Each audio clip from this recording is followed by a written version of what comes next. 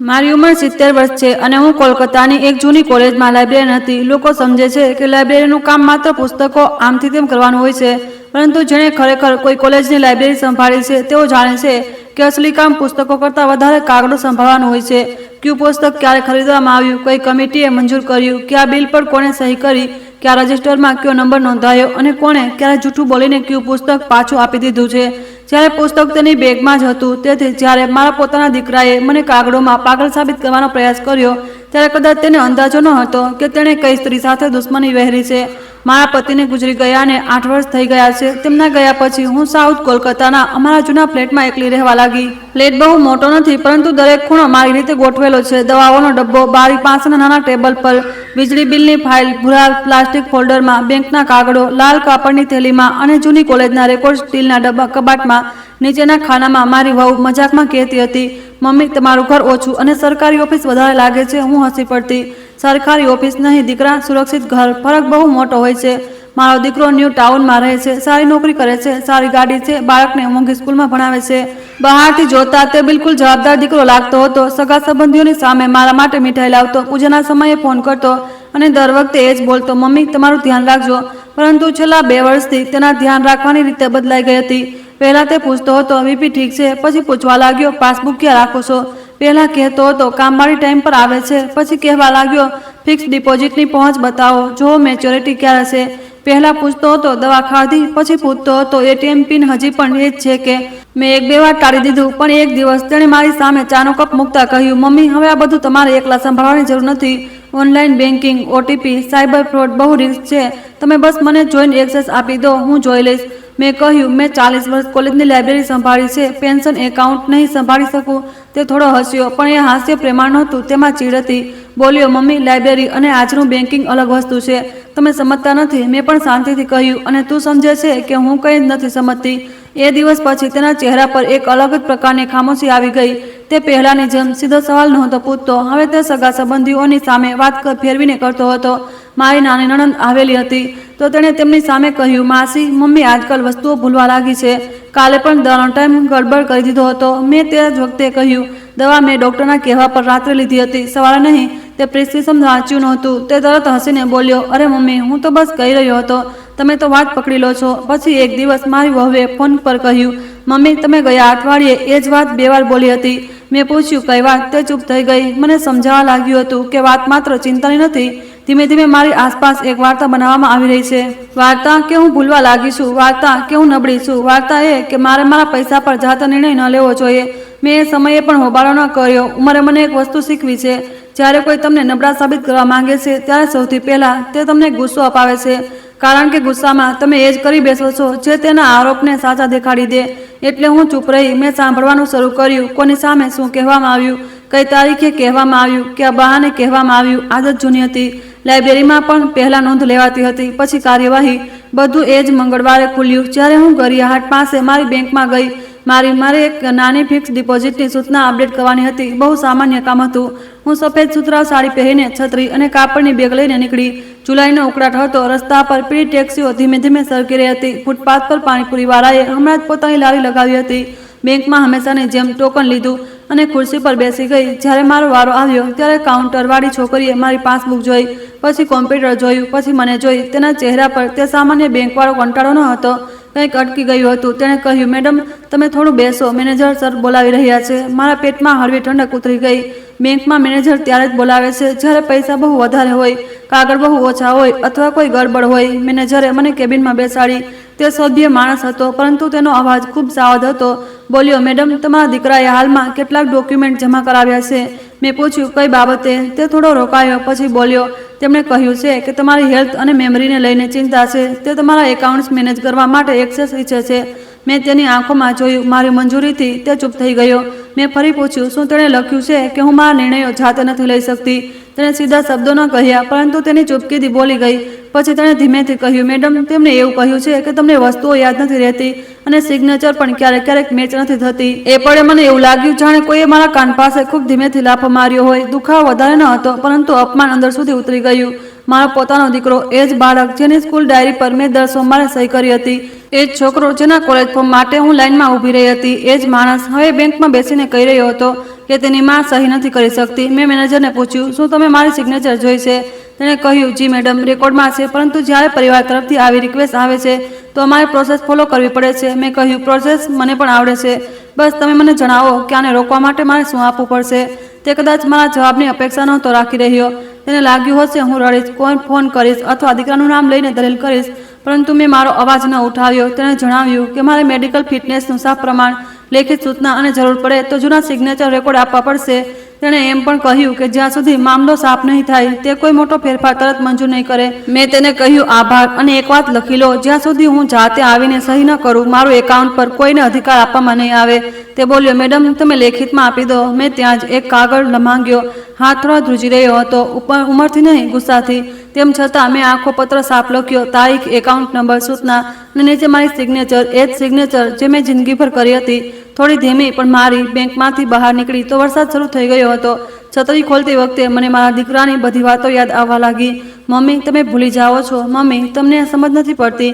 Mummy, હું તમારું ભલું ઈચ્છું છું. ભલું. જે દીકરો માનો અવાજ બંધ કરીને તેના પૈસાનું તાળું ખોલવા માગે છે તે ભલું નથી ઈચ્છતો, તે ચાવી ઈચ્છે છે. ઘરે પાછી ફરીને મેં ચા ન બનાવી. સીધો સ્ટીલનો કબાટ ખોલ્યો. નીચેના ખાનામાં જૂની કોલેજની ફાઇલો હતી. કેટલાક લોકો જૂના કપડાં સાચવીને રાખે છે, કેટલાક ઘરેણાં, કેટલાક ફોટા. મેં કાગળો સાચવીને રાખ્યા હતા. લાઇબ્રેરી કમિટીની meeting minutes, book purchase approval, stop verification report, retirement પહેલાની ફાઇલો, ઘણા બધા રજિસ્ટર કોપી.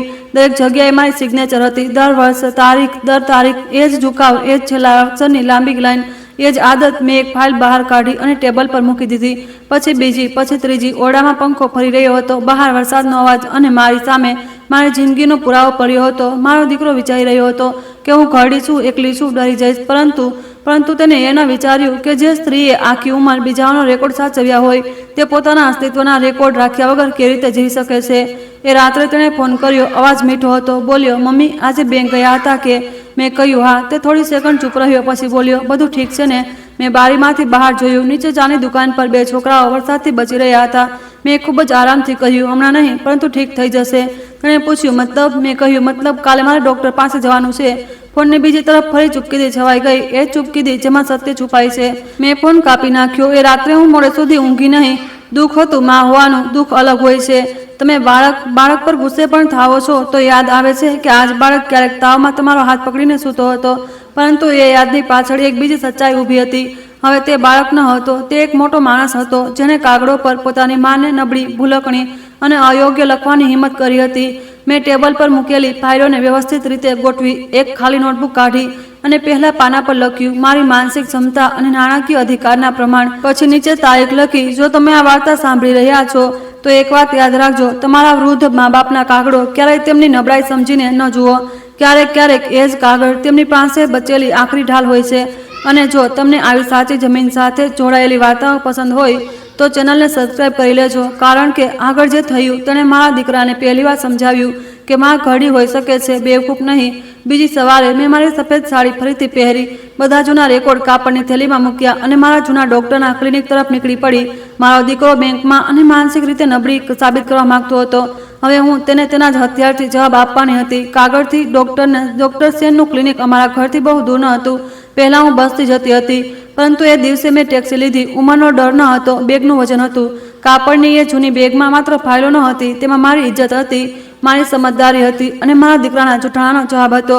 ક્લિનિક નાનું હતું પરંતુ સાફ સુથરું. બહાર એ જ જૂની લાકડાની બેન્ચ, દિવાલ પર બ્લડ પ્રેશર અને ડાયાબિટીસના પોસ્ટર, રિસેપ્શન પર બેઠેલી છોકરી અને અંદરથી આવતી ફિનાઇલની હળવી ગંધ. ડૉક્ટર સેન મારા પતિને પણ જોતા હતા અને મને પણ લગભગ 15 વર્ષથી ઓળખતા હતા. મારી ઉંમર, મારી દવાઓ, મારું બ્લડ પ્રેશર, મારી આદતો, બધું તેમને યાદ હતું. જ્યારે મારો વારો આવ્યો, હું અંદર ગઈ. તેમણે ચશ્માની ઉપરથી મને જોઈ અને બોલ્યા, અરે મિસેસ મુખર્જી, આજે આટલી મોટી બેગ ક્યાંક લાઇબ્રેરી ફરીથી શરૂ તો નથી કરી દીધી તમે? હું મુસ્કુરાઈ નહીં, બસ ખુરશી પર બેસી ગઈ. તેમણે તરત મારી આંખોમાં જોયું. જૂના ડૉક્ટરની એક ખૂબી હોય છે, તેઓ દવા લખતા પહેલા ચહેરો વાંચે છે. તેમણે પૂછ્યું, શું થયું? મેં બેગ ખોલી અને સૌથી પહેલા બેંકવાળો પત્ર તેમના ટેબલ પર મૂક્યો. પછી ધીમે ધીમે આખી વાત જણાવી. કેવી રીતે મારા દીકરાએ બેંકમાં અરજી આપી, કેવી રીતે કહેવામાં આવ્યું કે મારી યાદશક્તિ નબળી છે, કેવી રીતે મારી સિગ્નેચર પર સવાલ ઉઠાવવામાં આવ્યો અને કેવી રીતે તે મારા ખાતાઓ પર નિયંત્રણ ઈચ્છે છે. ડોક્ટર સેન થોડીવાર ચૂપ બેસી રહ્યા. તેમણે વચ્ચે એક વાર પણ મને ન રોકી. પછી તેમણે ખુરશી પર થોડું પાછળ હટેલીને ઊંડો શ્વાસ લીધો. તમારા દીકરાએ આ બધું લખ્યું? તેમણે પૂછ્યું. મેં કહ્યું હા, અને કદાચ માત્ર બેંકમાં જ નહીં, સગા સંબંધીઓની વચ્ચે પણ તે આ જ વાર્તા બનાવી રહ્યો છે. ડોક્ટર સેને પોતાની આંગળીઓથી ટેબલ પર હળવો થાપ માર્યો. પછી બોલ્યા, તમને ખબર છે, માત્ર આ પારિવારિક ઝઘડો નથી, આ ગંભીર વાત છે. મેં કહ્યું, એટલા માટે જ તમારી પાસે આવી છું. મને દયા નથી જોઈતી, રિપોર્ટ જોઈએ છે. તે મને થોડી ક્ષણો જોતા રહ્યા. પછી તેમની આંખોમાં એક હળવો સંતોષ આવ્યો. કદાચ તેમને મારો એ જ જૂનો લાઇબ્રેરિયન વાળો અવાજ સંભળાઈ ગયો હતો, શાંત, સીધો અને સજાવટ વગરનો. તેમણે કહ્યું, ઠીક છે, પરંતુ રિપોર્ટ ભાવનાથી નહીં બને, તપાસથી બનશે. મેં કહ્યું, બિલકુલ, આજ તો ઈચ્છું છું. તેમણે પહેલા મારું બ્લડ પ્રેશર જોયું, પછી મારી દવાઓનું લિસ્ટ પૂછ્યું. મેં કાગળ જોયા વગર નામ જણાવ્યા, કઈ સવારે, કઈ રાત્રે, કઈ જમ્યા પછી. તેમણે પૂછ્યું, આજે તારીખ કઈ છે? મેં જણાવી. વડાપ્રધાન કોણ છે? મેં જણાવ્યું. તમારી બેંક કઈ શાખામાં છે? મેં શાખાનું નામ, રસ્તો અને ત્યાંના જૂના મેનેજરનું નામ પણ જણાવી દીધું, જે 5 વર્ષ પહેલા ટ્રાન્સફર થઈ ચૂક્યા હતા. પછી તેમણે મને 3 શબ્દો યાદ રાખવાનું કહ્યું, કમળ, ચાવી, વરસાદ. મેં હળવા હાસ્ય સાથે કહ્યું, ડોક્ટર, તમે મને બાળકે સમજી રહ્યા છો? તે બોલ્યા, ના, હું તમારી મદદ કરી રહ્યો છું. નિયમ બધા માટે એક સરખા હોય છે. હું ચૂપ થઈ ગઈ. તેમણે કેટલાક અન્ય સવાલો પૂછ્યા. પછી થોડીવાર પછી બોલ્યા, એ 3 શબ્દો? મેં કહ્યું, કમળ, ચાવી, વરસાદ, અને જો મંજૂરી હોય તો ચોથો શબ્દ ઉમેરી શકું છું, જૂઠ. ડોક્ટર સેન પહેલીવાર હસ્યા, પરંતુ હાસ્ય તરત તેમના ચહેરા પરથી ઉતરી ગયું. તેમણે મારી જૂની પ્રિસ્ક્રિપ્શન ફાઇલો કાઢી, વર્ષો જૂની. તેમાં દરેક પાના પર ક્યાંક ને ક્યાંક મારી સહી હતી. ક્યારેક ટેસ્ટ રિપોર્ટ રિસીવ કરવાની, ક્યારેક દવા બદલવાની સંમતિની, ક્યારેક મારા પતિની સારવાર સમયે એટેન્ડ તરીકે. તેમણે એ સિગ્નેચરને ધ્યાનથી જોઈ. પછી મેં મારી લાઇબ્રેરી કમિટીની ફાઇલો કાઢી. જ્યારે તેમણે પહેલો જૂનો રેકોર્ડ ખોલ્યો તો તેમની ભ્રમરો ઊંચી થઈ. તમે આ બધું સાચવીને રાખ્યું? મેં કહ્યું, લાઇબ્રેરિયન ક્યારેક રેકોર્ડ ફેંકતી નથી, ડોક્ટર. તેમણે એક એક પાનું જોયું. 2008, 2011, 2014, 2017. રિટાયરમેન્ટ પછી સલાહકાર સમિતિની 2019ની કોપી. દરેક જગ્યાએ મારી સિગ્નેચર હતી. એ જ ઝૂકતી શરૂઆત, એ જ છેલ્લા અક્ષર પછી લાંબી રેખા, એ જ હળવું દબાણ. ડોક્ટર સેને મારી નવી સિગ્નેચર એક ખાલી પાના પર કરાવી, પછી જૂના પાના સાથે મિલાવી. તેમણે કહ્યું, હાથ ઉંમરની સાથે ધીમો થઈ શકે છે, રેખા થોડી ધ્રુજી શકે છે, પરંતુ ઓળખ ખતમ નથી થતી. તમારી સિગ્નેચર તમારી જ છે. તેમની આ વાત સાંભળીને મારા ગળામાં કંઈક અટકી ગયું. ક્યારેક ક્યારેક માણસને રડવું અપમાનથી નથી આવતું, પરંતુ ત્યારે આવે છે જ્યારે કોઈ તેને સચ્ચાઈ ઓળખી લે છે. મેં ધીમેથી પૂછ્યું, તો તમે રિપોર્ટ આપશો?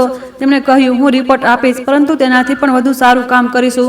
હું તમને એક સ્વતંત્ર મેડિકલ ઇવેલ્યુએશન માટે મોકલીશ, જેથી કોઈ એવું ન કહી શકે કે હું તમને ઓળખું છું, એટલે તમારા પક્ષમાંથી બોલી રહ્યો છું.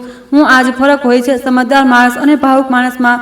ભાવુક માણસ કહે છે, ચિંતા ન કરો, હું લખી આપું છું. સમજદાર માણસ કહે છે, એવું લખીશું કે સામેવાળો કાપી ન શકે. તેમણે એ જ દિવસે એક વરિષ્ઠ ન્યુરોલોજિસ્ટને રેફરન્સ આપ્યો. અપોઇન્ટમેન્ટ 2 દિવસ પછી મળી. હું ઘરે પાછી ફરી તો દીકરો ફરી ફોન કરી ચૂક્યો હતો. 3 મિસ કોલ, એક મેસેજ પણ હતો. મમ્મી, તમે ડોક્ટર પાસે ગયા હતા, શેના માટે? મને જણાવ્યા વગર કેમ? મેં જવાબ ન આપ્યો. પહેલીવાર મને લાગ્યું કે મારી ચૂપકીદી તેને પરેશાન કરી રહી છે. આટલા વર્ષો તેણે મારી ખામોશીને નબળાઈ સમજી હતી. હવે એ જ ખામોશી તેના માટે ડર બની રહી હતી. 2 દિવસ પછી હું ઇવોલ્યુશન માટે ગઈ. ત્યાં બધું જ ખૂબ વ્યવસ્થિત હતું. મારું ફોર્મ ભરવું પડ્યું. મેં મારું નામ, ઉંમર, સરનામું, દવાઓ, બેન્કિંગ જવાબદારીઓ, રોજિંદી દિનચર્યા બધું લખ્યું. એક યુવા ડોક્ટરે મને પૂછ્યું, તમે જાતે તમારા પૈસા સંભાળો છો? મેં કહ્યું, હા. તેને પૂછ્યું, કેમ? મેં કહ્યું, કારણ કે મારા પૈસા છે. તે થોડો મુસ્કરાઈ, પછી નોંધી લીધું. તપાસ લાંબી હતી. યાદશક્તિ, ધ્યાન, નિર્ણય ક્ષમતા, ભાષા, દૈનિક વ્યવહાર, નાણાકીય સમજ, બધા પર સવાલો થયા. મને પૂછવામાં આવ્યું કે જો બેંકમાંથી કોઈ ફોન કરીને ઓટીપી પૂછે તો શું કરીશું? મેં કહ્યું, ફોન કાપી નાખીશ અને નંબર બ્લોક કરી દઈશ. પછી બેંક જઈને પૂછીશ, અને જો દીકરો પૂછે તો પણ નહીં જણાવું. યુવા ડોક્ટરે પહેલીવાર માથું ઊંચું કરીને મને જોઈ. મેં કહ્યું, આજકાલ દગો માત્ર અજાણ્યા લોકો નથી આપતા, ડોક્ટર. સાંજ સુધીમાં હું થાકી ગઈ હતી, પરંતુ અંદરથી હળવાશ અનુભવી રહી હતી, કારણ કે મારું દિમાગ અદાલતમાં ઊભું ન હતું. મારું દિમાગ માત્ર પોતાનો પરિચય આપી રહ્યું હતું. રિપોર્ટ આવવામાં 4 દિવસ લાગ્યા. 2-4 દિવસોમાં મારો દીકરો બેચેન થઈ ગયો. તે અચાનક ઘરે આવી પહોંચ્યો, જણાવ્યા વગર. દરવાજાની ઘંટડી વાગી તો મેં વિચાર્યું દૂધવાળો હશે. દરવાજો ખોલ્યો તો તે સામે ઊભો હતો, હાથમાં ફળનું પેકેટ, ચહેરા પર નકલી ચિંતા. મમ્મી, તમે ઠીક છો? તેણે અંદર આવતા પૂછ્યું. મેં રસ્તો છોડી દીધો. તે ઓરડામાં આવ્યો અને સીધો ટેબલ પર મૂકેલી ફાઇલો જોવા લાગ્યો. મેં જાણી જોઈને તેમને ત્યાં જ રાખી હતી. ભૂરી, લાલ અને પીળી ફાઇલો. દરેક ફાઇલ પર મારા હાથની લખેલી ચિઠ્ઠી લાગેલી હતી. તેણે પૂછ્યું, આ બધું શું છે? મેં કહ્યું, જૂના કાગળો. તે બોલ્યો, આટલી જૂની વસ્તુઓ કેમ કાઢી રાખી છે? તમે ફરીથી પરેશાન થઈ રહ્યા છો? આજ તો હું કહું છું, તમારે આરામ કરવો જોઈએ. મેં તેની આંખોમાં જોયું. આરામ કરવો અને અધિકાર છોડવો એક વસ્તુ નથી હોતી. તેણે ફળનું પેકેટ ટેબલ પર મૂક્યું. પછી નરમ અવાજમાં બોલ્યો, મમ્મી, તમે વાતને ખોટી દિશામાં લઈ જઈ રહ્યા છો. હું તમારો દીકરો છું, તમારો દુશ્મન નથી. મેં કહ્યું, દીકરો થઈને બેંકમાં શું લખ્યું તે ચૂપ થઈ ગયો. પછી બોલ્યો, મેં ખોટું નથી લખ્યું. મેં માત્ર ચિંતા વ્યક્ત કરી. ચિંતા? મેં પૂછ્યું. ચિંતામાં મા સાથે વાત કરવામાં આવે છે, બેંકમાં કાગળ જમા નથી કરવામાં આવતા. તે પહેલી વાર થોડો મોટેથી બોલ્યો, તમે સમજતા કેમ નથી? આજકાલ વૃદ્ધ લોકોને લોકો છેતરી લે છે. તમારી પાસે જે પૈસા છે તે પરિવારના જ તો છે. હું સંભાળતો તો શું ખોટું હતું? તેના મોઢેથી પરિવારનો શબ્દ સાંભળતા જ મને બધું સમજાઈ ગયું. વાત મારી સુરક્ષાની ન હતી, વાત મારા પૈસાની હતી. મારું પેન્શન, મારી બચત, મારા પતિની મહેનત, મારી નાની નાની ફિક્સ ડિપોઝિટ, બધું તેના દિમાગમાં પહેલાથી જ પરિવારની મિલકત બની ચૂક્યા હતા. બસ હું વચ્ચે બચેલી હતી. મેં ખૂબ ધીમેથી કહ્યું, જ્યાં સુધી હું જીવતી છું મારા પૈસા મારા છે અને મારા પછી પણ કાયદા મુજબ થશે, તારી સુવિધા મુજબ નહીં. તેનો ચહેરો લાલ થઈ ગયો. તેણે કહ્યું, તમને કોઈ ભડકાવી રહ્યું છે? પહેલા જૂના ડૉક્ટર અથવા તમારી કોલેજવાળી કોઈ બહેનપણી? મેં કહ્યું, મને સત્ય ભડકાવી રહ્યું છે. તે થોડી વાર ચૂપ રહ્યો, પછી બોલ્યો, મમ્મી, હું છેલ્લી વાર કહી રહ્યો છું, તમે આ બધું રોકી દો, નહીંતર વાત બહાર જશે. મેં કહ્યું, વાત તો તું પહેલાં જ બહાર લઈ ગયો છે. બસ હવે જવાબ પણ બહાર જશે. તે દરવાજો જોરથી બંધ કરીને જતો રહ્યો. ફળનું પેકેટ ટેબલ પર જ રહી ગયું. તેમાં સફરજન હતા. એ સફરજન જે તે બાળપણમાં ખાતો ન હતો અને હું કાપીને મીઠું લગાવીને ખવડાવતી હતી. મેં તેને ઉઠાવીને રસોડામાં મૂકી દીધા. માં હોવું બહુ અજીબ છે. જેને હમણાં તમને ધમકાવ્યા હોય તેમાં લાવેલા ફળ પણ તમે ફેંકી શકતા નથી. રિપોર્ટ ચોથા દિવસે મળ્યો. તેમાં સાફ લખ્યું હતું કે હું મારા વ્યક્તિગત તબીબી અને નાણાકીય નિર્ણયો લેવા માટે સક્ષમ છું. ઉંમર સાથે જોડાયેલી સામાન્ય ધીમાસ હતી, પરંતુ માનસિક અક્ષમતાનો કોઈ પ્રમાણ ન હતો. નિર્ણય ક્ષમતા સ્પષ્ટ હતી, સ્મૃતિ પૂરતી હતી, નાણાકીય જોખમ સમજવાની ક્ષમતા હાજર હતી. હું રિપોર્ટ લઈને ડૉક્ટર સેન પાસે ગઈ. તેમણે તેને ધ્યાનથી વાંચ્યો, પછી પોતાની તરફથી એક વિસ્તૃત પત્ર લખ્યો. તેમણે લખ્યું કે હું ઘણા વર્ષોથી તેમની દર્દી છું. હું મારી દવાઓ અને સ્વાસ્થ્ય સંબંધી નિર્ણયોને સમજું છું અને તેમણે મારી સિગ્નેચરને વર્ષોથી મેડિકલ રેકોર્ડમાં જોઈ છે. તેમણે એમ પણ લખ્યું કે મારી વર્તમાન સિગ્નેચરમાં ઉંમરના કારણે હળવી ધ્રુજારી હોઈ શકે છે, પરંતુ તે મારા સ્થાપિત સિગ્નેચર પેટર્ન સાથે મેળ ખાય છે. પછી તેમણે મને પૂછ્યું, હવે તમે બેંક જશો? મેં કહ્યું, બેંક પણ, અને તેનાથી પહેલાં કોલેજ. તેમણે કહ્યું, કોલેજ? મેં બેગ બંધ કરી અને બોલી, જે છોકરાએ મારી યાદશક્તિ પર સવાલ ઉઠાવ્યો છે તેને ખબર નથી કે તેના જન્મ પહેલાં પણ હું મીટિંગમાં મિનિટ્સ લખતી હતી. બીજા દિવસે હું મારી જૂની કોલેજ પહોંચી. ગેટ પર નવો સિક્યોરિટી ગાર્ડ હતો, પરંતુ ઓસરીઓ તે જ હતી. દિવાલોનો રંગ બદલાઈ ગયો હતો, પરંતુ ભેજની ગંધ નહીં. લાઇબ્રેરી તરફ જતાં મને લાગ્યું જાણે મારી ઉંમર થોડા વર્ષો પાછળ ગઈ હોય. એ જ લાંબી બારીઓ, એ જ જૂના લાકડાના ટેબલો, એ જ શાંતિ, જેમાં ક્યારેક પાનું પલટવાનો અવાજ પણ મોટો લાગતો હતો. મારી જૂની સહકર્મી પ્રોફેસર બેનર્જી હવે રિટાયર્ડ થઈ ચૂક્યા હતા, પરંતુ કોલેજમાં તેમનું હજી પણ સન્માન હતું. મેં તેમને પહેલાં જ ફોન કર્યો હતો. તેઓ ગેટ પાસે મારી રાહ જોઈ રહ્યા હતા. આછા બેજ રંગની સાડી, સફેદ વાળ અને આંખોમાં એ જ તેજ. તેમણે મને જોતા જ કહ્યું, તારા દીકરાએ બહુ ઘટિયા કામ કર્યું છે. મેં પૂછ્યું. મેં તો આખી વાત ફોન પર નહોતી જણાવી. તે બોલ્યા, તારા અવાજથી સમજી ગઈ હતી. અમે બંને આર્કાઇવ રૂમમાં ગયા. સ્ટીલના કબાટો ખોલવામાં આવ્યા. પટ્ટાવાળાએ દૂર ભરેલા રજિસ્ટર નીચે ઉતાર્યા. જૂની ફાઇલોની ગંધ ઓરડામાં ફેલાઈ ગઈ. કોઈએ કદાચ તે દુર્ગંધ લાગતી, પરંતુ મને તે જુબાનની ખુશ્બુ લાગી. દરેક ફાઇલ જાણે કહી રહી હતી, અમે અહીં જ હતા, બસ અમને બોલાવવાના હતા. પ્રોફેસર બેનર્જીએ 2012ની લાઇબ્રેરી કમિટીની ફાઇલ કાઢી, પછી 2015ની, પછી 2018ની, પછી મારા રિટાયરમેન્ટ પછીની સલાહકાર બેઠકની કોપી. દરેક જગ્યાએ મારું નામ હતું, મારી નોંધો હતી, મારી સિગ્નેચર હતી. ક્યારેક સચિવ તરીકે, ક્યારેક સભ્ય તરીકે, ક્યારેક રિપોર્ટ તૈયાર કરનાર તરીકે. તેમણે પૂછ્યું, આની પ્રમાણિત નકલો જોઈએ છે? મેં કહ્યું, હા, જેટલી મળી શકે. તેમણે મારા ખભા પર હાથ મૂક્યો. તે જિંદગીભર રેકોર્ડ સાચવ્યા. આજે રેકોર્ડ તને સાચવશે. એ વાક્યએ મને અંદર સુધી સ્પર્શી લીધી. 2 દિવસ લાગ્યા પ્રમાણિત નકલો તૈયાર થવામાં. કોલેજનો સિક્કો લાગ્યો. વહીવટી અધિકારીએ સહી કરી. પ્રોફેસર બેનર્જી અલગથી એક નિવેદન આપ્યું કે હું વર્ષો સુધી સમિતિના કાર્યમાં સક્રિય, વ્યવસ્થિત અને નિર્ણય લેવામાં સક્ષમ રહી હતી. આ નિવેદન કાનૂની નિર્ણય ન હતો, પરંતુ ચારિત્ર અને ક્ષમતાનું મજબૂત સમર્થન હતું. જ્યારે મેં બધા કાગળ એક સાથે રાખ્યા તો મને લાગ્યું જાણે મારી જિંદગી પહેલીવાર મારી સામે ફાઇલ બનીને મૂકવામાં આવી છે. મેડિકલ રિપોર્ટ, ડૉક્ટર સેનનો પત્ર, જૂની medical signature, library committee record, કોલેજની પ્રમાણિત નકલો, મારી લેખિત બેંક ઇન્સ્ટ્રક્શન. હવે મારા દીકરાની વાર્તા સામે મારી સચ્ચાઈ હતી. હું ફરી ગરિયાહાટવાળી બેંક ગઈ. આ વખતે મારા કદમ પહેલાં જેવા ભારે ન હતા. એ જ બેંક, એ જ કાઉન્ટર, એ જ ખુરશીઓ, એ જ ટોકન મશીન. પરંતુ આ વખતે હું માત્ર ગ્રાહક ન હતી, હું મારા અધિકારની સાક્ષી બનીને ગઈ હતી. મેનેજરે મને જોઈ તો તરત કેબિનમાં બોલાવી. કદાચ તે સમજી ચૂક્યો હતો કે હું ખાલી હાથ નથી આવી. મેં ધીમે ધીમે બધી ફાઇલો ખોલી. પહેલા સ્વતંત્ર મેડિકલ ઇવેલ્યુએશન, પછી ડોક્ટર સેનનો પત્ર, પછી જૂના સિગ્નેચર રેકોર્ડ, પછી કોલેજ કમિટીની પ્રમાણિત નકલો. તે એક એક કાગળ વાંચતા ગયા. તેનો ચહેરો બદલાતો ગયો. પહેલા ઔપચારિક હતો, પછી ગંભીર થયો, પછી કઠોર. તેણે પૂછ્યું, મેડમ, શું તમે ઈચ્છો છો કે અમે તમારા દીકરાની એક્સેસ રિક્વેસ્ટ રોકી દઈએ? મેં કહ્યું, રોકવું પૂરતું નથી. રેકોર્ડમાં લખો કે ભવિષ્યમાં મારા કોઈ પણ ખાતા, fix deposit, nomination, online access અથવા ઓથોરાઇઝેશનમાં ફેરફાર મારી વ્યક્તિગત હાજરી અને સ્પષ્ટ લેખિત મંજૂરી વિના નહીં થાય. તેણે તરત નોંધ બનાવી. પછી બોલ્યો, અમારે તમારા દીકરાને સ્પષ્ટીકરણ માટે બોલાવવો પડશે. મેં કહ્યું, બોલાવો. તેણે પૂછ્યું, શું તમે એ સમયે હાજર રહેવા માંગશો? મેં મારા ચશ્મા સરખા કર્યા અને કહ્યું, બિલકુલ. તેણે મને કાગળોમાં નબળી બનાવી હતી. હું કાગળો સાથે જ જવાબ આપીશ. તેણે ફોન ઉઠાવ્યો. મારી સામે મારા દીકરાને કોલ કરવામાં આવ્યો. આ સ્પીકર પર ન હતો, પણ મેનેજરની વાતોથી હું સમજી ચૂકી હતી કે તેણે મારા દીકરાને કહ્યું કે તે તેની જમા કરાવેલી રિક્વેસ્ટ પર કેટલીક આપત્તિઓ છે અને તેણે શાખામાં હાજર થઈને સ્પષ્ટીકરણ આપવું પડશે. ફોન કપાતા જ મેનેજરે મારી તરફ જોયું. તેનો અવાજ હવે પહેલા જેવો માત્ર બેંકવાળો ન હતો, તેમાં સન્માન હતું. મેડમ, તેણે કહ્યું, તમે બહુ વ્યવસ્થિત રીતે બધું રાખ્યું છે. મેં હળવા હાસ્ય સાથે કહ્યું, હું લાઇબ્રેરિયન હતી. અવ્યવસ્થા સાથે મારી જૂની દુશ્મની છે. એ દિવસે બેંકમાંથી બહાર નીકળતી તો તડકો તેજ હતો, રસ્તો એ જ હતો, હોર્ન એ જ હતા, પીળી ટેક્સીઓ એ જ હતી, પરંતુ હું હવે એવી ન હતી જેવી પહેલા દિવસે બહાર નીકળી હતી. એ દિવસે હું અપમાન લઈને નીકળી હતી. આજે હું પ્રમાણ લઈને નીકળી હતી. ઘરે પાછા ફરતી વખતે મારા ફોન પર દીકરાનો કોલ આવ્યો. મેં ફોન ન ઉઠાવ્યો. પછી મેસેજ આવ્યો, મમ્મી, બેંકે મને કેમ બોલાવ્યો છે? તમે શું કર્યું? મેં પહેલીવાર તરત જવાબ આપ્યો, માત્ર એ જ કર્યું જે તે કર્યું હતું. કાગળ જમા કરાવ્યા. તેનો ફરી કોલ આવ્યો. મેં ફોન બંધ કરી દીધો. એ સાંજે મેં મારી નોટબુક ખોલી. પહેલા પાના પર લખ્યું હતું, મારી માનસિક ક્ષમતા અને નાણાકીય અધિકારના પ્રમાણ. તેની નીચે મેં બીજું વાક્ય લખ્યું, મારો દીકરો મારા અવાજને નબળો કહેવા માંગતો હતો, એટલે મેં મારી સિગ્નેચરને બોલવા દીધી. હવે આગલું પગલું બેંકમાં સામસામે હતું. મારો દીકરો આવશે, તે સમજાવશે, તે નારાજ થશે, તે કદાચ કહેશે કે આ બધું મારા ભલા માટે હતું, કદાચ મને ભાવુક કરવાનો પ્રયાસ કરશે, કદાચ કહેશે કે દુનિયા શું વિચારશે. પરંતુ આ વખતે દુનિયા વિચારતા પહેલા રેકોર્ડ જોશે, અને રેકોર્ડ મારા બાળક ક્યારેય શક પણ નથી નિભાવતા. રેકોર્ડ માત્ર સાચું બોલે છે. બીજી સવારે હું ખૂબ વહેલી ઉઠી ગઈ. આખી રાત ઊંઘ સરખી આવી ન હતી, પરંતુ અજીબ વાત એ હતી કે હું થાકેલી ન હતી. ક્યારેક ક્યારેક માણસનો આત્મા શરીર પહેલાં જાગી જાય છે. મારી અંદર એ જાગેલો આત્મા હતો. હું જાણતી હતી કે આજે બેંકમાં માત્ર એક મીટિંગ નહીં થાય.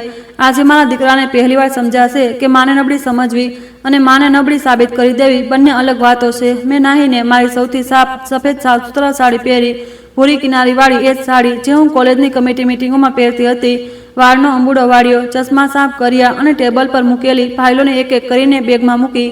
પહેલી ફાઇલમાં સ્વતંત્ર મેડિકલ ઇવેલ્યુએશન હતું, બીજીમાં ડોક્ટર સેનનો પત્ર, ત્રીજીમાં જૂના મેડિકલ રેકોર્ડ અને સિગ્નેચર, ચોથીમાં કોલેજ લાઇબ્રેરી કમિટીની પ્રમાણિત નકલો, પાંચમીમાં મારી પોતાની લેખિત સૂચના બેંક માટે. મેં એક બેગ બંધ કરી અને થોડી પળો તેમના પર હાથ રાખીને બેસી રહી. મને મારા પતિની યાદ આવી. તે હંમેશા કહેતા હતા, તું કોઈની સાથે લડતી નથી, પરંતુ જ્યારે લડે છે ત્યારે સામેવાળાને ખબર પણ નથી પડતી કે ક્યારે હારી ગયો. એ દિવસે તેમની વાત સાચી લાગી રહી હતી. બેંક જતાં પહેલાં મેં ચા બનાવી. એકલા બેસીને ચા પી. પહેલાં જેવી ગભરામણ ન હતી. દુઃખ હતું, હા, માં હોવાનું દુઃખ ક્યાંક જતું નથી. દીકરો ભલે ગમે તેટલું ખોટું કરે, તેના જન્મનો દિવસ યાદ રહે છે, તેની પહેલી તાવવાળી રાત યાદ રહે છે, સ્કૂલના પહેલા દિવસનો રડતો ચહેરો યાદ રહે છે. પરંતુ આજે મેં એ યાદોને મારા નિર્ણય પર હાવી થવા ન દીધી. યાદો સાચી હોઈ શકે છે, પણ તે વર્તમાનના અપરાધને ભૂંસી નથી શકતી. હું બેંક પહોંચી તો મેનેજરે પહેલાથી મારી રાહ જોઈ રહ્યા હતા. તેમણે સન્માનથી મને પોતાની કેબિનમાં બેસાડી. તેમના ટેબલ પર પાણીનો ગ્લાસ મૂકેલો હતો અને સામે બે ખાલી ખુરશીઓ હતી. હું સમજી ગઈ, એક મારા દીકરા માટે અને કદાચ એક બેંકના કોઈ વરિષ્ઠ અધિકારી માટે. મેનેજરે ધીમા સ્વરમાં કહ્યું, મેડમ, તમારા દીકરાએ 10 વાગ્યે બોલાવવામાં આવ્યો છે. અમારા વરિષ્ઠ અધિકારી પણ કોલ પર રહેશે. અમે તમારી લેખિત આપત્તિ અને દસ્તાવેજ રેકોર્ડમાં મૂકી રહ્યા છીએ. મેં માથું હલાવ્યું. થોડીવાર પછી દરવાજાની બહાર કદમોનો અવાજ આવ્યો. મારો દીકરો અંદર આવ્યો. ઓછો ભૂરો શર્ટ, મોંઘી ઘડિયાળ, ચહેરા પર એ જ આત્મવિશ્વાસ જે અવારનવાર પૈસા અને પદથી આવે છે, પરંતુ તેની આંખોમાં બેચેની હતી. તેણે પહેલા મેનેજરને જોયો, પછી મને. મમ્મી, તમે અહીં? તેણે એવું પૂછ્યું જાણે તેને ખરેખર આશ્ચર્ય થયું હોય. મેં કહ્યું, મારા એકાઉન્ટની વાત છે, હું કેમ નહીં રહું? તે ખુરશી પર બેસી ગયો. તેના બેસવાની રીતમાં હજી પણ એ જ અધિકાર હતો, જાણે બેંક પણ તેની હોય, માં પણ તેની હોય અને નિર્ણય પણ તેનો જ હોય. તેણે મેનેજર તરફ જોઈને કહ્યું, સર, મને લાગે છે કોઈ ગેરસમજ થઈ ગઈ છે. હું માત્ર મારી માની મદદ કરવા માંગતો હતો. હું ચૂપ રહી. મેનેજરે ફાઇલ ખોલી. તમે અરજી આપી હતી કે તમારી માં નાણાકીય નિર્ણયો લેવામાં સક્ષમ નથી અને તમને તેમના ખાતાઓનું સંચાલન કરવાની મંજૂરી આપવામાં આવે. મારો દીકરો તરત જ બોલ્યો, ના, મેં એવું સીધે સીધું નહોતું કહ્યું. મેં બસ કહ્યું હતું કે તેમની ઉંમર થઈ ગઈ છે, યાદશક્તિ નબળી રહે છે. હું દીકરો છું એટલે સહાયતા કરવા માંગુ છું. મેનેજરે એક પાનું સામે સરકાવ્યું. આ તમારું લેખિત નિવેદન છે. અહીં તમે લખ્યું છે કે તેઓ વારંવાર વસ્તુઓ ભૂલી જાય છે, સિગ્નેચર સ્થિર નથી અને બેન્કિંગ જોખમ સમજવામાં અસમર્થ હોઈ શકે છે. તેનો ચહેરાનો રંગ થોડો ઉતરી ગયો. તેણે મારી તરફ જોયું, જાણે હું આ પંક્તિ સાંભળીને તૂટી જઈશ. હું ન તૂટી. મેં માત્ર મારી આંગળીઓ બેગ પર રાખી. તેણે ધીમેથી કહ્યું, મમ્મી, મેં તમારા ભલા માટે લખ્યું હતું. મેં પહેલીવાર સીધું તેની આંખોમાં જોયું. મારા ભલા માટે? મને પૂછ્યું કેમ નહીં? તે ચૂપ થઈ ગયો. બેંક મેનેજરે આગળ કહ્યું, મેડમ, તમારી અરજી પર આપત્તિ કરી છે. તેમણે પોતાની માનસિક અને નાણાકીય ક્ષમતાના સમર્થનમાં દસ્તાવેજો જમા કરાવ્યા છે. મારા દીકરાએ હળવું હસવાની કોશિશ કરી. સર, વૃદ્ધ લોકો ઘણીવાર ડોક્ટર પાસે પણ પોતાની વાત મનાવી લે છે. ઘરમાં શું થઈ રહ્યું છે તે બહારવાળા શું જાણશે? મેં બેગ ખોલી. સૌથી પહેલા સ્વતંત્ર મેડિકલ ઇવેલ્યુએશન કાઢ્યું અને ટેબલ પર મૂક્યું. આ બહારવાળા ડોક્ટરનો રિપોર્ટ છે, મેં કહ્યું, જેને તું નથી જાણતો, જેને મેં પહેલા ક્યારેય નહોતા જોયા. તેમણે મારી યાદશક્તિ, નિર્ણય ક્ષમતા, દૈનિક વ્યવહાર અને નાણાકીય સમજની તપાસ કરી છે. મેનેજરે રિપોર્ટ પોતાની ફાઇલ સાથે મેળવ્યો. રિપોર્ટમાં સ્પષ્ટ છે કે મેડમ પોતાના વ્યક્તિગત અને નાણાકીય નિર્ણયો લેવામાં સક્ષમ છે. મારો દીકરો બેચેન થઈને ખુરશી પર સીધો જ બેસી ગયો. એક રિપોર્ટથી બધું સાબિત નથી થતું. ઘરમાં તેઓ ઘણીવાર વાતો ભૂલી જાય છે. મેં કહ્યું, વાત ભૂલી જવી અને અધિકાર છીનવી લેવો એક વાત નથી હોતી. તું પણ ઘણીવાર તારી પત્નીની સાલગીરહ ભૂલી જાય છે. શું હું બેંકમાં જઈને લખી દઉં છું કે તું માનસિક રીતે અયોગ્ય છે? મેનેજરે માથું ઝુકાવી દીધું. કદાચ તેઓ મુસ્કુરાવા નહોતા માંગતા. મારો દીકરો છંછેડાઈ ગયો. મમ્મી, તમે વાતને મજાક બનાવી રહ્યા છો. મેં કહ્યું, ના, હું વાતને સાચી જગ્યાએ મૂકી રહી છું. પછી મેં ડોક્ટર સેનનો પત્ર કાઢ્યો. આ મારા ડોક્ટરનો પત્ર છે. તેઓ મને 15 વર્ષથી ઓળખે છે. તેમણે મારા મેડિકલ રેકોર્ડ, મારી દવાઓની સમજ અને મારી સિગ્નેચર વિશે લખ્યું છે. મારો દીકરો તરત બોલ્યો, ડોક્ટર સેન જૂના જમાનાના માણસ છે, ભાવુક થઈ ગયા હશે. એ વાક્યએ મને અંદરથી વધુ શાંત કરી દીધી. જે માણસ દરેક જુબાનીને ભાવુક કહી દે તે સત્યથી ડરે છે. મેં ત્રીજી ફાઇલ ખોલી. જૂના મેડિકલ રેકોર્ડ, વર્ષો જૂના પાના, ક્યાંક ટેસ્ટ રિપોર્ટ રિસીવ કરવાની સહી, ક્યાંક દવા બદલાવાની મંજૂરી, ક્યાંક મારા પતિની સારવાર દરમિયાન મારી સિગ્નેચર. આ ભાવુક નથી, મેં કહ્યું, આ રેકોર્ડ છે. પછી મેં ચોથી ફાઇલ ખોલી. એ જ ફાઇલ જે કદાચ મારા દીકરાએ ક્યારેક પોતાના જીવનમાં ધ્યાનથી જોઈ નહોતી. કોલેજ લાઇબ્રેરી કમિટીની પ્રમાણિત નકલો, દરેક પાના પર સિક્કો, દરેક પાના પર તારીખ, દરેક પાના પર મારું નામ અને મારી સિગ્નેચર. મેનેજરે નકલો ઉઠાવી. આ બધી કોલેજ દ્વારા પ્રમાણિત છે. મેં કહ્યું, જી, જૂના કમિટી રેકોર્ડ છે. ઘણા વર્ષોથી મારી સિગ્નેચરની સતત પેટર્ન દેખાય છે. બેંકના વરિષ્ઠ અધિકારીનો અવાજ ફોન પર આવ્યો. કૃપા કરીને આની સ્કેન કોપી રેકોર્ડમાં ઉમેરી દો. મારો દીકરો હવે પહેલીવાર ખરેખર પરેશાન દેખાઈ રહ્યો હતો. તેનો ચહેરો હવે ગુસ્સા અને ડરની વચ્ચે ફસાઈ ગયો હતો. તેણે કહ્યું, મમ્મી, તમે મને ચોર બનાવી રહ્યા છો. આ સાંભળીને મારી અંદર કંઈક તૂટીને ફરી જોડાઈ ગયું. મેં બહુ ધીમેથી કહ્યું, ના, તે મને પાગલ બનાવી હતી. હું માત્ર એ સાબિત કરી રહી છું કે હું પાગલ નથી. તું શું છે એ તારા કાગળ જણાવી રહ્યા છે. ઓરડામાં થોડી પળો માટે બિલકુલ શાંતિ છવાઈ ગઈ. બહાર બેંકના કાઉન્ટર પરથી લોકોના ધીમા અવાજો આવી રહ્યા હતા. ટોકન મશીન બીપ કહી રહ્યું હતું. કોઈ વૃદ્ધ માણસ પાસબુક અપડેટ કરાવવા આવ્યો હશે. કોઈ ગૃહિણી બચત ખાતું પૂછી રહી હશે. બેંક પોતાની સામાન્ય ચાલમાં ચાલી રહી હતી. પરંતુ એ નાનકડી કેબિનમાં મારા જીવનને એક મોટો નિર્ણય થઈ રહ્યો હતો. મેનેજરે સત્તાવાર સ્વરમાં કહ્યું, તમારી રિક્વેસ્ટ હાલ પૂરતી સ્વીકારી શકાય તેમ નથી. બલકે મેડમની લેખિત આપત્તિ અને પ્રસ્તુત દસ્તાવેજોના આધારે તેમના ખાતાઓમાં કોઈ પણ ત્રીજા પક્ષના એક્સેસ અધિકાર, ડિજિટલ નિયંત્રણ, નોમિનેશન ફેરફાર અથવા સંચાલન મંજૂરી માટે તેમની વ્યક્તિગત હાજરી અને સ્પષ્ટ લેખિત સ્વીકૃતિ ફરજિયાત રહેશે. મારા દીકરાએ કહ્યું, પરંતુ હું તેમનો દીકરો છું. મેનેજરે શાંત સ્વરમાં ઉત્તર આપ્યો, દીકરો હોવું એ બેન્કિંગ અધિકાર નથી. સર, આ વાક્ય નાનું હતું, પરંતુ મારા માટે કોઈ નિર્ણયથી કમ ન હતું. મારો દીકરો ખુશી પર પાછળ ખસી ગયો. તેમણે મારી તરફ જોયું. આ વખતે તેની આંખોમાં ગુસ્સો ઓછો અને અપમાન વધારે હતું. જાણે તે માની જ નહોતો શકતો કે તેની માએ તેને બેંકની સામે રોકી દીધો છે. તે બોલ્યો, અંદાજો છે, તમે શું કર્યું? સગા સંબંધીઓ શું કહેશે? મેં કહ્યું, સગા સંબંધીઓને તે પહેલાં જણાવી દીધું હતું કે હું ભૂલવા લાગી છું. હવે તેમને એ પણ જણાવી દેજે કે મને યાદ છે. તેણે દાંત ભીંચ્યા. તમને કોઈ ભડકાવી રહ્યું છે? મેં કહ્યું, હા, તારી જમા કરાવેલી અરજી. તે અચાનક ઊભો થઈ ગયો. ઠીક છે, તમે એકલા રહેવા માંગો છો ને, રહો એકલા. પછી ના કહેતા કે દીકરો ન આવ્યો. મેં તેની તરફ જોયું. કેટલાક લોકો માટે પ્રેમને સજા બનાવી દેવું કેટલું આસાન હોય છે, જાણે તેમનો સાથ કોઈ કૃપા હોય અને તેમનું ના આવવું કોઈ શ્રાપ. મેં કહ્યું, તું દીકરો બનીને આવીશ તો દરવાજો ખુલ્લો રહેશે, માલિક બનીને આવીશ તો નહીં. તેણે કંઈક કહેવા માંગ્યું. પછી તે રોકાઈ લીધો. કદાચ બેંકમાં અવાજ ઊંચો કરવો તેના પક્ષમાં ન હતો. તે ફાઇલોને ઘૂરતો બહાર ચાલ્યો ગયો. દરવાજો આ વખતે તેણે ન પછાડ્યો. કદાચ તેને સમજાઈ ગયું હતું કે દરેક જગ્યાએ ઘર જેવો વ્યવહાર નથી ચાલતો. મેનેજર ધીમેથી કહ્યું, મેડમ, અમને અફસોસ છે કે તમારે આ બધું સહન કરવું પડ્યું. મેં કહ્યું, અફસોસ ન કરો, બસ નિયમ બરાબર લખી દો. તેમણે મારી સામે નવો સૂચના પત્ર તૈયાર કરાવ્યો.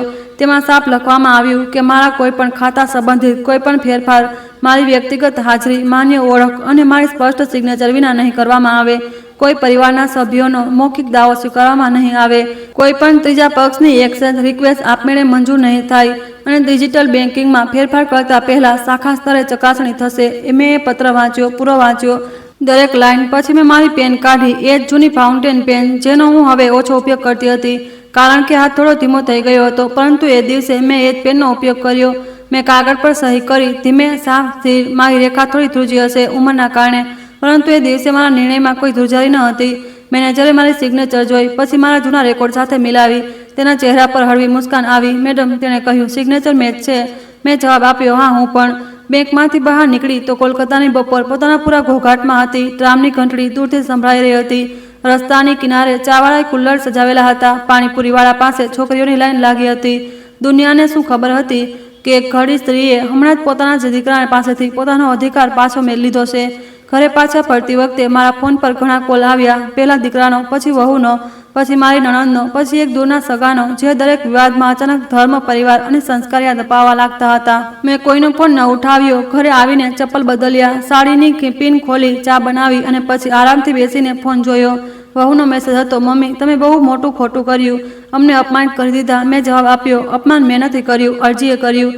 નણંદનો મેસેજ હતો, ઘરની વાત બેંક સુધી કેમ લઈ ગઈ? મેં લખ્યું, ઘરની વાત બેંક સુધી હું નથી લઈ ગઈ, તારો ભાણિયો લઈ ગયો.